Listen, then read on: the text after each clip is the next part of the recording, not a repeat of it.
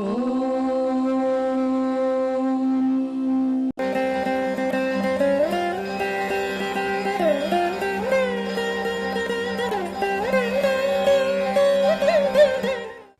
భగవత్పాద శంకరం లోకశంకరం. అజ్ఞానతిమిరాంధస్య జ్ఞానాంజనశలాకయా చక్షుః ఉన్మీలితం యేన తస్మై శ్రీ గురవే నమః. అస్మద్గురుచరణారవిందాభ్యాం నమః. శంకర భగవత్పాదుల వారి జీవిత వైభవ విశేష ప్రాభవాన్ని మనం చెప్పుకుంటూ అద్వైత సిద్ధాంత విశేషాలను, శంకరుల వారు సాధించినటువంటి ధర్మ విజయాన్ని, శంకర విజయం అనేటటువంటి శీర్షికతో మనం ముచ్చటించుకుంటూ, శంకరుల వారి యొక్క మాతృమూర్తి అయినటువంటి ఆర్యాంబ మరణించినటువంటి సందర్భంలో ఆవిడ యొక్క ఉత్తర క్రియలు నిర్వర్తించేటప్పుడు శంకరుల వారు ఎదుర్కొన్నటువంటి పరిస్థితిని చెప్పుకుంటూ, తల్లి యొక్క దహన క్రియలను నిర్వర్తించడం కోసం శంకరుల వారు అగ్నిభిక్షకై వీధిలోకి వెళ్ళారట.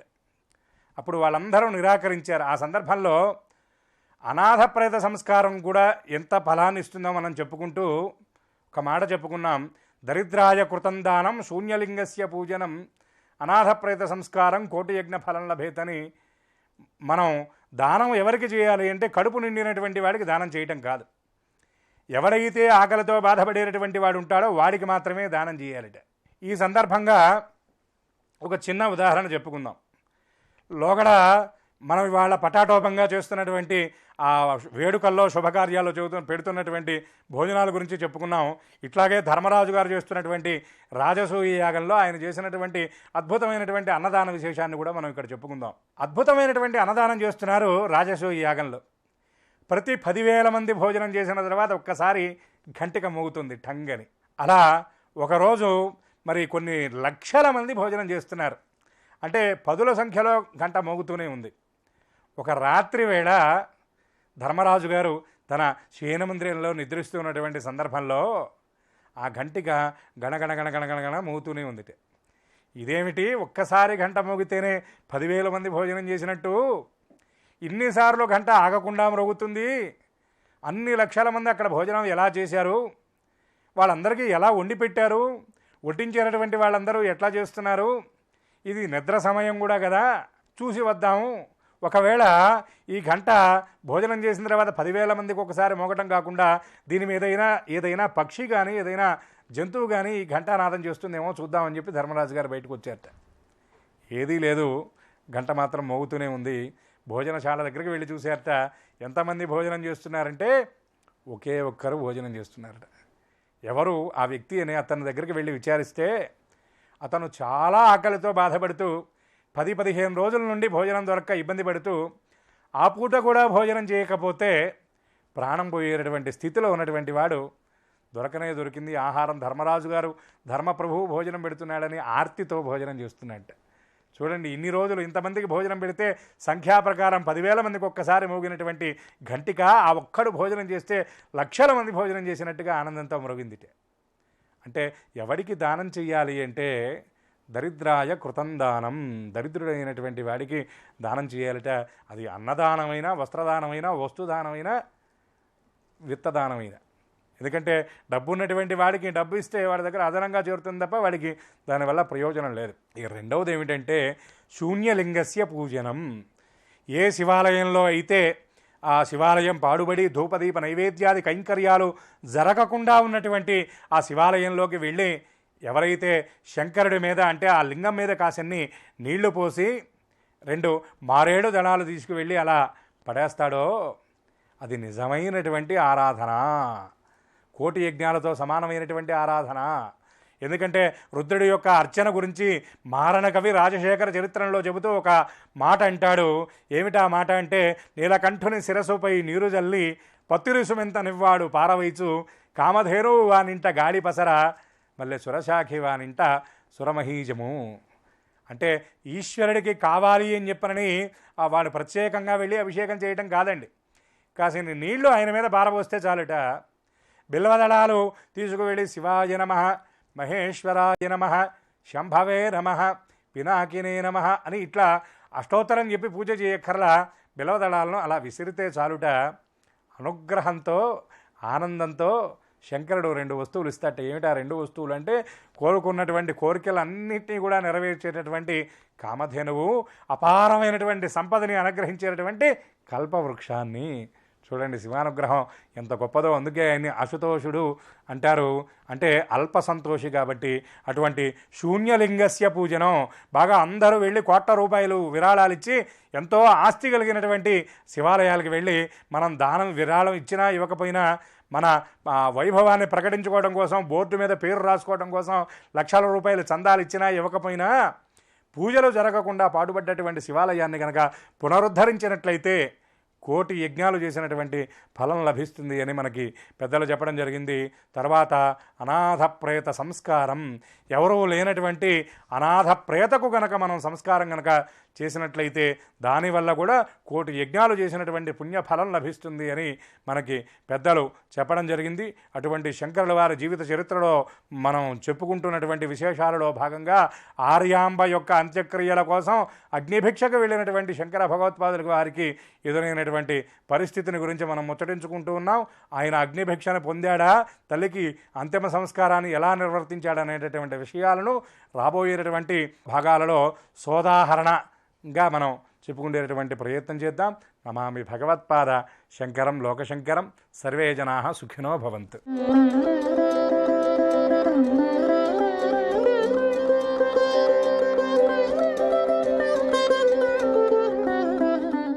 ఓం శ్రీకృష్ణ పరబ్రహ్మణే నమః. శ్రీ లలితా సహస్రరహస్యాలు అనే కార్యక్రమానికి స్వాగతం. ఈరోజు అమ్మవారి యొక్క నామాల్లో లోభనాశిన్యై నమః అనే నామం గురించి మనం తెలుసుకోబోతున్నాం. నిర్లోభాయై నమః. అమ్మవారికి లోభం అనేది ఉండదు. అలాగే మనలో ఉన్నటువంటి లోభాన్ని అమ్మ నశింపజేస్తుందన్నమాట. ఎందుకంటే లోభం అనేటువంటిది అన్ని దుఃఖాలకు కారణభూతం. మనిషికి ఆశ ఉండవచ్చు. మనిషి ఆశాజీవి అంటారు. ఎందుకంటే మనిషి ఆశపడాలి, తప్పు లేదు. ఆశతోనే ఏ ఉద్యమమైనా, ఆశతోనే ఏ ప్రయత్నమైనా ప్రారంభమవుతూ ఉంది. కానీ ఆశ అత్యాశగా మారరాదు. అత్యాశ అనేది ప్రాణ సంకటంగా మారుతుందన్నమాట. కాబట్టి అటువంటి లోభతత్వం ఏదైతే ఉందో అమ్మ దాన్ని తొలగించేస్తుందట. దుర్యోధనుడికి రాజ్యం అవసరం, ధర్మరాజుకి కూడా రాజ్యం అవసరం. ఏం ధర్మరాజుకి రాజ్యం అవసరం లేదు, దుర్యోధనుడికే అవసరమా? ధర్మరాజుకి రాజ్యం అవసరం లేదనుకుంటే ఆయన వనాలకు ఏగి ఉండేవాడు, తపస్సులు చేసుకునేవాడు, యుద్ధం ఎందుకు చేస్తాడు ధర్మరాజు? ధర్మరాజుకు కూడా రాజ్యం కావాలి, ధర్మరాజుకు కూడా సంపదలు కావాలి, ధర్మరాజుకు కూడా భోగభాగ్యాలు కావాలి. దుర్యోధనుడికి భోగభాగ్యాలు కావాలి, దుర్యోధనుడికి రాజ్యం కావాలి, దుర్యోధనుడికి ఇద్దరికి కావాలి. కానీ ఒకరు శాశ్వతంగా కీర్తిని పొందారు, రెండోవాడు అకాల మృత్యువును చెంది యుద్ధంలో చనిపోయి అపకీర్తి పాలైపోయాడు. ఎవరు? దుర్యోధనుడు. కారణం ఏంటి? ఇద్దరికీ రాజ్యం అవసరం. కానీ ఇద్దరికి మధ్యలో ఒక వ్యత్యాసం ఉంది. ఏంటంటే ఈయన ధర్మపూర్తిగా కావాలనుకుంటాడు, ఆయన అధర్మమైన ఇతరులది కూడా నాకే కావాలనుకుంటాడు దుర్యోధనుడు అనమాట. అది అంటే ఈయన ఆశ, ఆయన అత్యాశ. అంటే ఇక్కడ ధర్మము, అక్కడ అధర్మం అనమాట. కాబట్టి అటువంటి అధర్మపూరితమైన ఆ లోభం ఏదైతే ఉందో ఆ లోభం అనేది మనిషి యొక్క పతనానికి కారణభూతం అవుతుంది. ఆ లోభాన్ని అమ్మ నాశనం చేస్తుందన్నమాట. దాన్ని నశింపజేసేస్తూ ఉంది. ఎప్పుడైతే లోభం నశించిపోయిందో మనం ప్రశాంత చిత్తంగా ఈ సృష్టిలో జీవించగలుగుతాం. ఎందుకంటే ఒక సాధువుకి ఒక పెద్ద కోటీశ్వరుడట ఒక 10 రూపాయలు ఆయన చేతిలో పెట్టి ఆయనకు సాష్టంగా దండ ప్రమాణాలు చేశాడట. సాధువు, ఎందుకయ్యా నన్ను నా కాలు మీద పడ్డావు నువ్వు అంటే, స్వామి మీరు గొప్ప త్యాగులు కదండి, మీరు సమస్తాన్ని త్యాగం చేసి వచ్చారు, అందుకే మీలాంటి వాళ్ళ పాదాల మీద సాష్టంగా పడ్డానండి అన్నారట. అప్పుడు ఆ సాధువు ఆయన కూడా ఈయన పాదాల మీద సాష్టంగా పడ్డారట. ఈ వర్తకుడు ఆశ్చర్యపోయాడు, అదేంటి మీరు నా కాళ్ళ మీద పడుతున్నారంటే, ఎందుకంటే చూడు నాయన, నేను ఏదో కొంచెమే త్యాగం చేశాను, కానీ నువ్వు శాశ్వతంగా అన్నిటినీ త్యాగం చేసేస్తావు. ఎప్పుడు? ఏదో ఒకరోజు నీకు మృత్యు సమీపించే తప్పదు. మృత్యు సమీపించినప్పుడు అప్పుడు నువ్వు ఎలాగ త్యాగివి కాక తప్పదు కదా. ఇప్పుడు ఎంత పెద్ద కోటీశ్వరుడైనా వాడికి ఎంత వ్యామోహం ధన సంపదల మీద ఉన్న మృత్యు వచ్చినప్పుడు వాడికి ఇష్టం లేకపోయినా త్యాగం చేయాల్సిందే, వదిలేసి వెళ్ళిపోవాల్సిందే. ఇంకా నాకు ఇష్టం లేదు నేను వదలనంటే కుదరదు. అప్పుడు ఎలాగా నువ్వు త్యాగి అవుతావు. కాబట్టి నాకన్నా గొప్ప త్యాగం నువ్వేనయ్యా, నేను కొన్ని మాత్రమే త్యాగం చేశాను, కానీ నువ్వు అన్నీ త్యాగం చేసేస్తావు ఒకరోజు, నాకన్నా గొప్ప త్యాగం నువ్వే అని ఆ సాధువట వర్తకుడు పాదాల మీద పెడితే అప్పుడు వాడికి జ్ఞానోదయమైంది. వర్తకుడికి ప్రతి మనిషి ఒకరోజు త్యాగి కాక తప్పదు. ఏదంటే మృత్యు సమయంలో అన్నిటిని వదిలేయాల్సిందే. ఇష్టం లేకపోయినా, మానసిక త్యాగం చేయకపోయినా బాహ్య త్యాగం ఖచ్చితంగా చేసి పోవాల్సిందే. ఆ సత్యం తెలుసుకొని నువ్వు మానసిక త్యాగం చేయగలిగితే, బ్రతికున్నప్పుడే నువ్వు త్యాగం చేయగలిగితే నువ్వు నిజమైనటువంటి త్యాగివి కాగలుగుతావు. ఒకవేళ బ్రతికున్నప్పుడు నేను గట్టిగా దీన్ని పట్టేస్తాను అని అనుకుంటే నువ్వు ఎంతకాలం పట్టగలవు? ఏదో ఒక రోజు విడిచిపెట్టేక తప్పదు. ఖచ్చితంగా ఆ రోజునే నువ్వు త్యాగివి కాక తప్పదు. కాబట్టి ఇప్పుడు జ్ఞానం ఉన్నప్పుడు, అంటే మనకు శరీరంలో సత్వం ఉన్నప్పుడే మనం బుద్ధిపూర్వకంగానే వాటి యందు వ్యామోహాన్ని విడిచిపెడితే అప్పుడు మరణ సమయంలో వాటన్నిటిని విడిచిపెట్టేస్తున్నప్పుడు కూడా మనకు బాధ ఉండదు. అయ్యో వీటన్ని వదిలి వెళ్ళిపోతున్నానన్న బాధ ఉండదు. ఎందుకని? ఇవన్నీ అశాశ్వతమైనటువంటివి అన్నటువంటి ఒక దృఢమైనటువంటి భావం అనేది మన మనసులో ఉంటుందన్నమాట. ఇదంతా అశాశ్వతము అన్నటువంటి దృఢమైనటువంటి భావం మన మనసులో ఉంటుంది. కాబట్టి వీటన్నిటిని మనం వదిలేసినప్పుడు కూడా మనం ఏ బాధ లేకుండా ప్రాణాలని మనం ప్రశాంతంగా విడిచిపెట్టి అంత్యకాలేచ మామేవ స్మరణముక్త్వ కలేబరం యా ప్రయాతి సమద్భావం యాతి నాస్త్యత్ర సంశయ. అంత్యకాలం ముందు ఎవరైతే నన్ను స్మరిస్తూ ప్రాణాలు విడిచిపెడతారో వాడు నా యొక్క సాయుధ్యాన్ని పొందుతాడు అని స్వామి చెప్పినట్టు అంత్యకాలంలో మనం భగవత్ చిత్తంతో శరీరాన్ని విడిచిపెట్టి భగవంతుడు ఐక్యం అవ్వగలుగుతాం. మరి అది సాధ్యం అవ్వాలి అంటే మనలో ఉన్నటువంటి లోభనాశిన్య అయిన అంటే ఈ లోభము అనేటువంటి దాన్ని మనం తొలగించుకోవాలి. దేని యందు లోభాన్ని ఉండాలి, దేని యందు లోభం ఉండకూడదు అనేది ఒక అవగాహన అనేది మనిషికి ఉండాలి. ఎందుకంటే నేను నడిచే త్రోవలో ముళ్ళు ఉండకూడదు అనుకోవడం అజ్ఞానం. ఖచ్చితంగా ముళ్ళు ఉంటాయి ఎక్కడైనా. కాబట్టి ఈ త్రోవలో ముళ్ళు ఉన్నాయండి అంటే కుదరదు. చెప్పులు తొడుక్కొని నడుచుకోవడమే జ్ఞానం అనమాట. అలాగే మనం జీవించే జీవితంలో కష్టాలు దుఃఖాలు వస్తూ ఉంటాయి. కానీ ఆ కష్ట దుఃఖాల మధ్య నలిగిపోకుండా ఎలా జీవించాలి అనే ఒక అవగాహన వేదాంతం ఇస్తుంది. ఇప్పుడు వేదాంతం తెలిసినటువంటి వాళ్ళు జ్ఞానులకి వాళ్ళ కష్టాలు రావని కాదు, వాళ్ళకు వస్తూ ఉంటాయి. కానీ అది కష్టాలుగా వాళ్ళు భావించరు. వాటి మధ్య వాళ్ళకి అవగాహన ఉంటుందన్నమాట. అవగాహన ఎవరిస్తారు? ఆధ్యాత్మిక విద్య అనేది ఇస్తుందన్నమాట. ఆధ్యాత్మిక విద్య అనేది మనకి ఏం ప్రసాదిస్తుంది అంటే కష్టాలు లేకుండా చేస్తుంది కాదు. కష్టాలు రావాల్సిన అవి రాదగ్గ కష్టాలు వస్తూనే ఉంటాయి. కానీ ఆ కష్టాలని కష్టంగా భావించకుండా వాటి మధ్య నలిగిపోకుండా ఉండే అవగాహన అన్నటువంటిది ఆధ్యాత్మిక విద్య ప్రసాదిస్తుందన్నమాట. ఒక రాజుగారు ఒక ప్రకటన విడుదల చేశారు. ఏంటి ఆ ప్రకటన అంటే, నా రాజ్యంలో ఎవరైనా పేదవాళ్ళు ఉంటే వాళ్ళకి భూదానం చేస్తానని. కొన్ని వేల ఎకరాలు రాజుగారికి ఉన్నాయి. ఒక పేదవాళ్ళకి ఒక్కొక్క ఎకరా దానం చేస్తానని చెప్పి ఆయన ప్రకటన విడుదల చేశారు. ఆ ప్రకటన చూసిన తర్వాత ఒక పెద్ద ధనవంతుడే ముందు వరుసలో ఉన్నాడట. సాధారణంగా ప్రభుత్వాలు ప్రకటిస్తే పేదవారి కంటే ధనవంతులు ముందు వరుసలో ఉంటారు. ముందు వరుసలో ఈయన దరఖాస్తు పెట్టుకున్నాడు. అయితే రాజుగారికి మంత్రి గారు చెప్పారు, భటులు మంత్రులు ఇత్యాదులు చెప్పారు, మహారాజా ఈ ముందు వరుసలో ఉన్నవాడు ఒక పెద్ద కోటీశ్వరుడు అండి, వాడికే కొన్ని వేల ఎకరాలు ఉన్నాయి, వాడు సంకల్పిస్తే వాడే చాలా భూములు పంచగలడండి. అంటే సరేలే రాజుగారు వీడికి జ్ఞానోదయం చేద్దామని వాడిని పిలిచి, అయ్యా నీకు ఒక ప్రత్యేకమైన వరం ఇస్తున్నాను, నేను కనిపిస్తున్నటువంటి భూములన్నీ నావే, నీవు ఎకరా 2 ఎకరాలు ఇవ్వడం కాదు, నీ ఇష్టం ఎంత కావాలంటే అంత నువ్వు తీసుకోవచ్చు. బట్ వన్ కండిషన్, నువ్వు సూర్యోదయం నుండి సూర్యాస్తమయం వరకు ఎంతైతే పరిగెట్టగలుగుతావో ఆ భూమి అంతా నీదే అంటాడట. ఈయన ఆనందానికి అవధులు లేవు. ఈ లోభి ఈయన ఏం చేశాడు, ఇంకా ఉదయం బయలుదేరాడు, ఒక గీత గీసుకున్నాడు, ఇంకా పరిగెడుతున్నాడట. పరిగెడుతూ ఉంటే మనవడు వచ్చి, తాత తెల్లవారు నుండి పరిగెడుతూ అలసిపోయి ఉంటావు, కాస్త ఈ పాలు తాగు తాత అంటే, ఆగరా, పాలు త్రాగే సమయంలో ఆగితే ఒక ఎకరా వృధా అయిపోతుంది, ఆ 5 నిమిషాలు కూడా పరిగెడితే ఒక ఎకరా కలుస్తుంది కదా అంటున్నాడట. ఇక మధ్యాహ్నం 12, 1 గంట అయింది, పరిగెడుతూనే ఉన్నాడట కొన్ని 100 ఎకరాలు. అప్పుడు కొడుకు వచ్చి, నాన్న కాస్త ఈ 2 ఇడ్లీలు తిన్నా అంటే, ఉండరా 2 ఇడ్లీలు తినేలోగా 10 నిమిషాలు ఆగాలి, 10 నిమిషాల్లో 10 ఎకరాలు మరో 2 ఎకరాలు వృధా అయిపోద్ది కదా అన్నాడు. ఇలా సాయంత్రం అయిపోయింది. తను సాయంత్రానికి గమ్యానికి చేరుకుంటానన్న సమయానికి ఇక శరీరంలో ఉన్నటువంటి గుండె ఆగిపోయింది, నేల కూలిపోయాడు. అప్పుడు రాజుగారు వచ్చి చూస్తే ఏమైంది, చనిపోయాడు. అప్పుడు రాజుగారు అన్నారు, చాలా కష్టపడ్డాడరా, వీడికి ఒక 6 అడుగులు చాలని 6 అడుగులు గొయ్యి తవ్వి అందులో పాతి పెట్టారట. కాబట్టి ఎంత సంపాదించిన మనిషి చివరికి చేరుకోవాల్సింది 6 అడుగులే అన్నమాట. కాబట్టి మనిషి అత్యాశగా పోరాదు అనేది దీని ద్వారా మనకు అర్థమవుతూ ఉంది. అటువంటి లోభాన్ని అమ్మ తీసేస్తుంది మనలో. అందుకే ఆ తల్లికి నిర్లోభాయై లోభనాశిన్యై నమః అని అమ్మని పిలుస్తారు. హరి ఓం తత్సత్.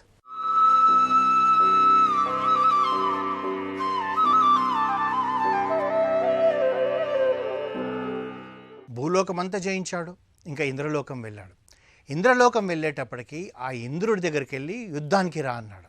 ఇంద్రుడు చూసేటప్పటికి హిరణ్యకశిపుడు. ఇంద్రుడికి తెలుసు బ్రహ్మ ఏమైతే వరాలు ఇచ్చిండో, నిజంగా ఇప్పుడు నేను అనవసరంగా వీడితో యుద్ధం కూడా చేయడం వేస్ట్. ఎందుకంటే ఎవరితో చావులేనన్న వ్యక్తితోటి నేను యుద్ధం ఏం చేయగలుగుతాను, దానికి బదులుగా నేను ఇది ఇంద్రలోకం వాడికి వదిలేసి వెళ్ళిపోతానని చెప్పేసి ఆ ఇంద్రుడు, వాళ్ళు భార్యలు అందరు కలిసి వెనుకదోవ నుంచి పారిపోయారు. పారిపోయేటప్పటికి ఆ విశ్వకర్మ నిర్మించిన అమరావతిని చూసేటప్పటికి వీడు ఆశ్చర్యపోయాడట. ఏమిరా ఈ భవనం యొక్క గొప్పతనము, ఇలాంటి భవనం ఉంటుందా అని చెప్పి తానేం చేశాడంటే ఆ ఇంద్ర పదవి మీద కూర్చున్నాడు. అష్టదిక్పాలకులను అందరినీ తన బానిసలుగా చేసుకున్నాడు. ఎక్కడ పడితే అక్కడ ఎవరిని పడితే వాళ్ళని హింస చేయడం ఒకటే, అది తప్పితే ఇంకా లేదు. ఇంకా ఏ విధంగా అయిందంటే శ్రీహరిని ఎవరు పూజించకూడదు, ఈ హిరణ్యకశిపుణ్ణి పూజించాలనే హుకుం జారీ చేశాడు. దేవతలకు, యక్షకులకు, గంధర్వులకు, కిన్నెరులకు, సమస్త ప్రాణకోటికి చెప్పాడు. ఇప్పుడు ఆ తర్వాత ఏమైందంటే ఎవరైతే శ్రీహరికి అష్టోత్తర శతనామావళి చెప్పాలో అదంతా పోయింది. ఓం హిరణ్యకశిపాయ నమః అనడమే. లేదా హోమం చేసేటప్పుడు ఏ దేవత హోమం అయినా చేయండి, చెప్పాల్సిందంతా కూడా ఏంటంటే ఓం హిరణ్యకశిపాయ స్వాహ, ఇది ఒకటే. ఆ తర్వాత ఈ దేవతలందరూ కూడా అక్కడ ఎదురుగా నిలబడి అతన్ని పొగడమే. వాళ్ళ వాక్ అంతా కూడా హిరణ్యకశిపుని పొగడమే. ఇంకా ఏ విధంగా అయిందంటే ఒకరోజు తాను అంతఃపురంలో నుంచి బయటికి వెళ్ళాడనుకోండి, ఈ రాక్షసుల సేనాధిపతి ఏం చేస్తాడంటే ఆ సూర్యుడిని పిలుస్తాడు. పిలిచి ఏమంటాడంటే, ఏ సూర్యభగవాన్, ఇప్పుడు మా రాజు, మనందరి రాజు, ఈ ముల్లోకాలకు రాజు అయిన హిరణ్యకశిపుడు ఈ దోవన పోతున్నాడు. అంటే ఇక్కడ నుంచి ఈ సోమాజిగూడ నుంచి కుక్కుడుపల్లి పోతున్నాడు. ఆ కుక్కుడుపల్లి చేరే వరకు అక్కడ నువ్వు మాత్రం అతని దోవలో ఎక్కడ కూడా ఎండగా ఉండకూడదు, చల్లగా ఉండేటట్టుగా ఉండవు అని చెప్తాడు. ఆ తర్వాత గాలిని పిలుస్తాడు, వాయువుని పిలిచి చెప్తాడు, ఈ రూట్లో ప్రయాణం చేస్తున్నాడు, నువ్వు పిచ్చి పిచ్చిగా వాయువు అక్కడ ఇవ్వకూడదు. అంటే ఏదైనా సరే మా రాజు తర్వాతనే. వాళ్ళు ఎంతగా భయపడుతున్నారంటే ఇతను బొయ్య దువ్వలో ఆ మండే సూర్యుడు కూడా చల్లబడిపోతున్నాడంట, మేఘాల లోపలికి వెళ్ళిపోతున్నాడంట. ఎక్కడ వీడికి ఎండ తగిలితే నందేం చేస్తాడో అన్న భయంతో ఆ వాయువు అలాగైపోయాడట. ఈ విధంగా ముల్లోకాలను ఇబ్బంది పెడుతుంటే దేవతలు వాడి దగ్గర పనులు చేస్తున్నారంట. ఆ పని చేసేది కూడా ఎలా అంటే వాళ్ళను కొట్టడము, హింసించడము, అన్ని రకాల పనులు చేయించుకోవడం. ఆ రాక్షసులు పైశాచిక ఆనందం పొందుతున్నారంట. అయితే వీళ్ళందరికీ బాధ ఉంది. ఈ బాధ ఉన్నప్పుడు కూడా ఏందంటే వీడికి భయం, ఇద్దరు దేవతలు మాట్లాడుకుంటున్నారంటే నా మీద ఏమైనా దండెత్తుతారనే భయం కనుక ఒకరిని కల్వకుట్ట పెట్టుకోవడం. వాళ్ళు ఏదో వీడు పడుకున్నప్పుడు, నిద్రపోతున్నప్పుడు వాళ్ళు కలిసి మెల్లగా మాట్లాడుకునేవాళ్ళు. ఏరా మనకి ఇంత కష్టం వచ్చింది, మన కష్టాన్ని ఎవరు కడదేరుస్తారు, ఈ రాక్షసుడు మనల్ని ఇన్ని రకాలుగా ఇబ్బంది పెడుతున్నాడే అన్న భావనతోటి వాళ్ళు ఉండడం మొదలుపెట్టారంట. అయితే ఇన్ని ఉంటున్న సమయంలో ఎక్కడ వాడు చప్పుడు వచ్చిందో, ఒక రాక్షసుడు చప్పుడు వచ్చింది అనుకో, ఎక్కడో అక్కడ దూరం వెళ్ళిపోవడం. అయితే వాళ్ళు ఒక రోజు నిర్ణయించుకున్నారట, మనం శ్రీహరియే మనల్ని కాపాడగలుగుతాడు, ఆ శ్రీమన్నారాయణుని ప్రార్థన చేద్దాము అన్నారంట. అంటే అందులో తెలియగలవాడేమన్నాడంట, ఒరే మనం వీడి దగ్గర ఇక్కడ ఈ అమరావతిలో మనం ఉద్యోగం చేస్తున్నాము, మనం కట్టు బానిసలుగా ఉన్నాము, మనం అందరం కలిసి ఎలా వెళ్తాం శ్రీమన్నారాయణుడి దగ్గరికి, వెళ్ళలేం కదా, మన కష్టాలు ఎలా తెలుస్తాయి అనుకున్నారంట. అనేటప్పటికీ అందులో ఒక మహాత్ముడైన వ్యక్తి తాను అన్నాడంట, సర్వలోకంలో శ్రీహరి ఉన్నాడు, వైకుంఠంలో ఉన్నాడని మీరు ఎందుకు అనుకుంటున్నారు, ఇప్పుడు ఇక్కడ ఉన్నాడు, కానీ మీకు ఆ నమ్మకం కలగాలి, ఈ వాయువులో ఉన్నాడు, నా గుండెల్లో శ్రీహరి ఉన్నాడు అని చెప్పి మనం సంకల్పం చెప్పుకొని ఇక్కడే ప్రార్థన చేస్తే అక్కడ వైకుంఠంలో వారికి తెలుస్తుందని చెప్పి ఇంకో పెద్ద మనిషి చెప్పాడట. చెప్పేటప్పటికి మనం ఎలా ప్రార్థన చేయాలి, మనం గట్టిగా శ్రీహరి శ్రీహరి అని అంటే వీడు వస్తాడు, మళ్ళీ మనల్ని చంపుతాడు, కొడతాడు, రకరకాల హింసలు పెడతాడు అనేటప్పటికీ మళ్ళీ అతను చెప్పాడట, నీ మనసులో అనుకుంటే ఈ పెదవి దాటి రాకపోయినా పెదవి లోపలనే నువ్వు శ్రీహరి శ్రీహరి అంటే అది వారికి వినబడదు అనుకుంటున్నావా, వారికి వినబడుతుంది. మనం ఎవ్వరం ఇక్కడే ఉండి మన పనులు మనం చేసుకుంటూనే ఆ శ్రీహరిని ప్రార్థన చేద్దాం అని చెప్పాడంట. అయితే ఇక్కడ ఒకటి మనకు ఒక జనరల్గా మనుషులకు వచ్చే ఒక సంశయం గురించి కూడా చెప్పుకోవాలండి. చాలామంది ఏమంటారంటే విగ్రహంలో దేవుడు ఉన్నాడా, విగ్రహంలో దేవుడు ఉంటే మనకు ప్రత్యక్షమవుతాడా, మన మనసులో మాట వింటాడా అంటారు. అది విగ్రహం కాదండి, సాక్షాత్తు ఆ వెంకటేశ్వర స్వామి తిరుమలలో ఉన్న వెంకటేశ్వర స్వామి, ద్వారక తిరుమలలో ఉన్న వెంకటేశ్వర స్వామి, చిక్కడపల్లి వెంకటేశ్వర స్వామిలో ఉన్న వెంకటేశ్వర స్వామి అందరూ ఒకటే.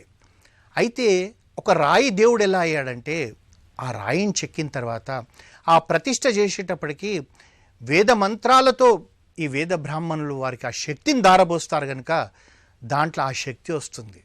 అంటే మనకంతా కూడా ఇవన్నీ నమ్మేటట్టుగా ఉన్నాయా అండి, శక్తిని దారబోయడం ఏందనే రకాలుగా ఆలోచిస్తారు.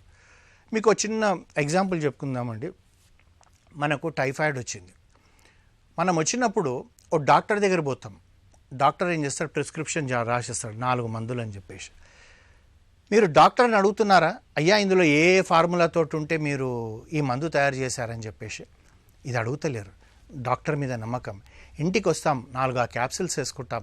వేసుకునేటప్పటికి కొద్దిగా తేడా ఉండేటప్పటికి అబ్బా ప్రాణం కుదుటపడుతుంది, జ్వరం తగ్గిపోతుందన్న నమ్మకం వస్తుంది. అదేవిధంగా తెలియకుండా వేసుకున్న ఆ యొక్క మాత్రతోటే నీకు ఆ జ్వరం తగ్గిపోవడము, టైఫాయిడ్ తగ్గిపోతే వేద మంత్రాలతోటి సాక్షాత్తు ఎదురుగా నిలబడ్డ ఆ స్వామిలో ఆ శక్తి లేదనుకోవడం అవివేకమా కాదా? మనకు విగ్రహ స్వరూపం ఉన్న, ఎక్కడ సుగుణ స్వరూపంతో ఉన్న ఏ దేవుడి లోపలైనా సరే ఆ శక్తి ఉంది. కానీ నువ్వు ఆర్తిగా పిలిచాల్సిన అవసరం ఉంది, నమ్మకంతో పిలవాలి. ఇక్కడే ఉన్నాడు, నేను తిరుమలకు పోవాల్సిన అవసరం లేదు, ఈడని నేను తలబద్దలు కొట్టుకొనైనా సరే నేను నా స్వామికి విన్నవించుకుంటా అంటే ఎందుకు రాడు? ఆ 7 కొండలు దిగి ఇక్కడ నీవు ఉన్న స్థలంకి ఎందుకు రాడు? వస్తాడు. ఇక్కడే మనకు తెలుస్తుంది ఈ దేవతలందరూ కూడా ఈ రాక్షసుడికి భయపట్టి నోట్లో నుంచి మాట రాదు, లోపల తపస్సు చేస్తున్నట్టుగా అనువనువు శ్రీహరి శ్రీహరి శ్రీహరి అని అంటున్నారు.